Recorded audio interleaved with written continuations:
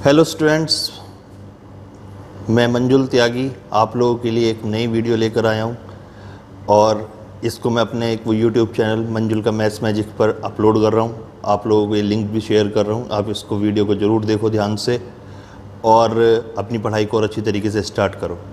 हम लोगों ने वास्तविक संख्याओं वाला चैप्टर चालू कर रखा है। जिसने भी अभी तक कोई वीडियो नहीं देखी है वो पिछली वीडियोस जो 2 वीडियोस अपलोड हो चुकी हैं 10th क्लास के लिए, आप उनको देखकर चैप्टर के साथ कनेक्टिविटी आराम से ले सकते हो। इस वाली एक्सरसाइज में हम लोग थोड़ा सा आगे का पढ़ेंगे, लेकिन वो पहले पढ़ रखा है आप लोगों ने 8th क्लास में, उसी के साथ जोड़ते हुए चलेंगे। इसमें हम लोग पढ़ चुके हैं कि वास्तविक संख्याएं 2 प्रकार की होती हैं। वास्तविक संख्याओं में पहला बताया था मैंने परिमेय संख्याएं और दूसरा बताया था अपरिमेय संख्याएं। परिमेय संख्याएं वे संख्याएं होती हैं जिनको P/Q के रूप में व्यक्त कर सकते हैं और अपरिमेय संख्याएं वे होती हैं जिन्हें आप P/Q के रूप में व्यक्त नहीं कर सकते।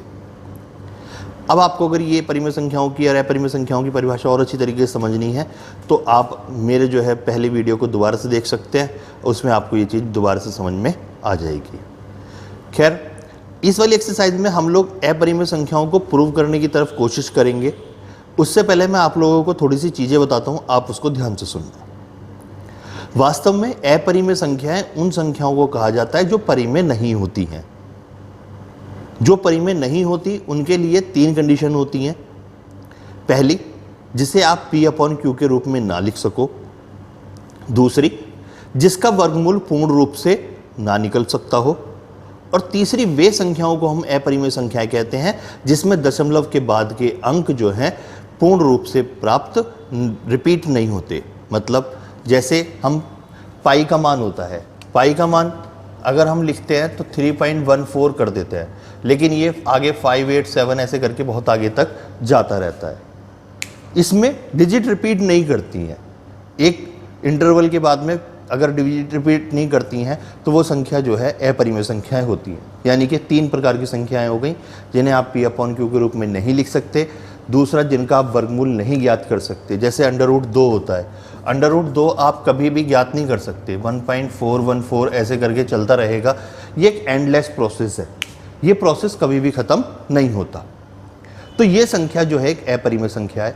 तीसरी, जैसे मान लो मैंने लिखा 7.01, 001, 0001 और इस तरीके से अगर कोई संख्या मिल रही है तो ये संख्या जो है एक अपरिमेय संख्या है। हम लोगों को कुछ रूल्स पढ़ने हैं, लेकिन उससे पहले आप एक चीज़ मानिए कि मान लीजिए आपके पास में एक अपरिमेय संख्या है और एक रूट भी अपरिमेय संख्या है। माना हमने क्या है कि ये तो परिमेय संख्या है और ये जो है एक अपरिमेय संख्या है। तो यहां पर 3 चीज आपको समझ लेनी चाहिए कि आप परिमेय संख्या के साथ में अपरिमेय संख्या जोड़ो, परिमेय संख्या में से अपरिमेय संख्या को घटाओ, या फिर इन दोनों की गुणा करो, या किसी भी एक संख्या को दूसरी संख्या से अगर आप भाग करते हो तो ये जितनी भी संख्याएं प्राप्त होती हैं ये सारी अपरिमेय संख्याएं होती हैं। इसका मतलब ये है कि a + √b, a - √b, a √b, a/√b और √b/a ये सभी अपरिमेय संख्याएं होती हैं। लेकिन हम लोगों को जो है प्रैक्टिकल फॉर्म में इसको प्रूव करना है। लेकिन हम इसकी शुरुआत करते हैं एक अपने बहुत पुराने वेल नोन क्वेश्चन से। ये क्वेश्चन जब भी आप कोई सी बुक देखोगे तो ये क्वेश्चन यही मिलेगा हर किताब के अंदर कि आप सिद्ध करो कि √2 एक अपरिमेय संख्या है। ठीक है, आपको सिद्ध करना है कि √2 जो है एक अपरिमेय संख्या है। इसको हम कॉन्ट्राडिक्शन से प्रूव करते हैं। कॉन्ट्राडिक्शन का मतलब होता है विरोधाभास से। मतलब क्या है, हम कहेंगे कि मान लीजिए कि ये एक परिमेय संख्या है और फिर हम कहेंगे परिमेय संख्या का उसका विरोध कराएंगे। जो हम चीज़ मानेंगे उसका विरोध कराएंगे मैथमेटिकल वे में, और फिर हम ये कहेंगे हमने जो माना था वो गलत था। तो इसका मतलब ये है कि जब ये संख्या परिमेय नहीं है तो इसका मतलब क्या हो जाएगा कि ये संख्या एक अपरिमेय संख्या कहलाएगी। तो हम लोग क्या करते हैं, माना इसका हल अगर हम लोग करते हैं, माना √2 एक परिमेय संख्या है। हमने क्या माना कि √2 एक परिमेय संख्या है। इसमें ठीक है, तो हमने ये माना कि √2 एक परिमेय संख्या है। आप इसे मान सकते हो कि √2 जो है वो P/Q के बराबर है। यहां पर P और Q जो संख्याएं होती हैं सह अभाज्य संख्याएं होती हैं, और सह अभाज्य संख्याएं उन संख्याओं को कहते हैं जिनका मैसे 1 होता है। इंग्लिश में इनको को प्राइम नंबर्स कहते हैं। को प्राइम नंबर्स का मतलब क्या है कि P और Q में कोई भी चीज कॉमन नहीं है, चाहे ये 15 और 16 मान लो, एक P का मान 15 है, Q का मान 16 है, 15-16 में कोई भी चीज कॉमन नहीं है, केवल एक कॉमन होता है। तो इस प्रकार की संख्याएं जो होती हैं सह अभाज्य संख्याएं या फिर को प्राइम नंबर्स कहलाती हैं। इन को प्राइम नंबर्स में इसका इन दोनों में कोई भी चीज कॉमन नहीं होती है। तो हम लोग इसका जब वर्क करेंगे तो 2 बराबर मिल जाएगा P² बटे Q²। P² बराबर Q² ये आ जाएगा, तो P² बराबर 2Q²। इसका मतलब क्या हो गया? इसका मतलब ये हुआ कि P और Q में एक 2 संख्या भी कहीं ना कहीं, मतलब P और Q में पूर्ण रूप से ये सहअभाज्य संख्याएं नहीं है।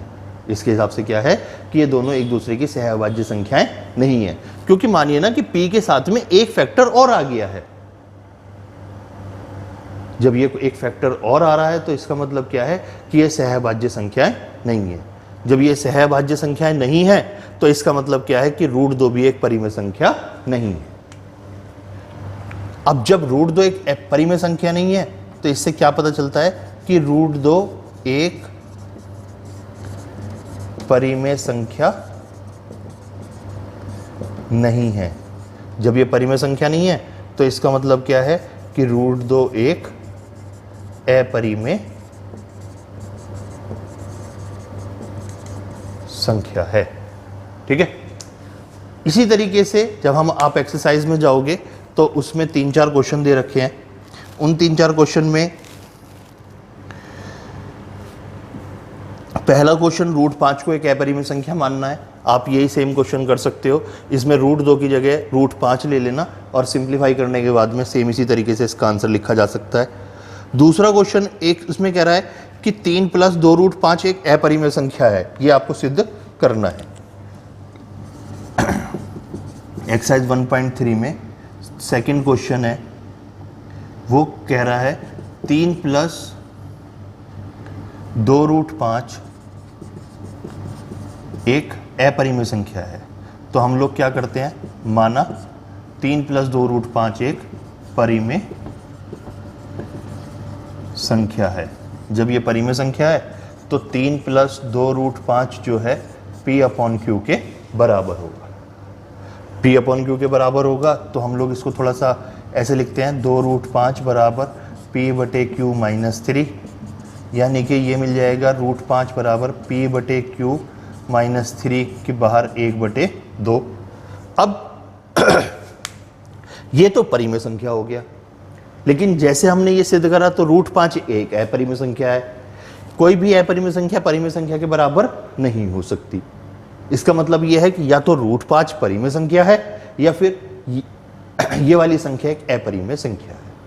अब चूंकि ये तो अपरिमेय संख्या है, ये तो परिमेय हो नहीं सकता, तो इसका मतलब क्या है कि ये वाली संख्या भी एक अपरिमेय संख्या है। यानी कि हमने जो माना है वो गलत माना है कि ये एक परिमेय संख्या नहीं है। तो यहां लिखेंगे चूंकि √5 एक अपरिमेय संख्या है, तो इसका मतलब क्या हो गया, इसलिए P/Q - 3 × 1/2 भी एक अपरिमेय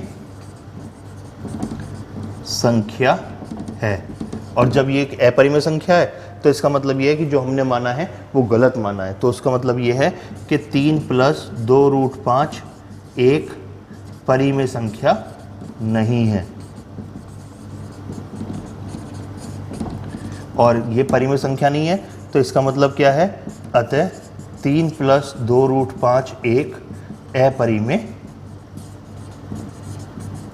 संख्या है। और यही हमको इसमें चीज सिद्ध करनी थी कि ये एक अपरिमेय संख्या है।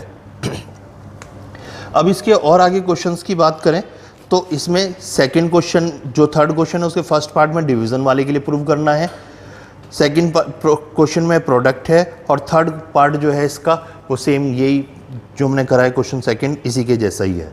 तो आप लोग इनको सेल्फ ट्राई करना, जिसको कोई दिक्कत हो मुझे व्हाट्सएप पे कांटेक्ट करना। और यहाँ तक के लिए धन्यवाद, आपने हमारा वीडियो देखा, और अच्छा लगे तो लाइक और शेयर करना, कोई दिक्कत लगे तो प्लीज़ मुझे व्हाट्सएप करना। Thank you.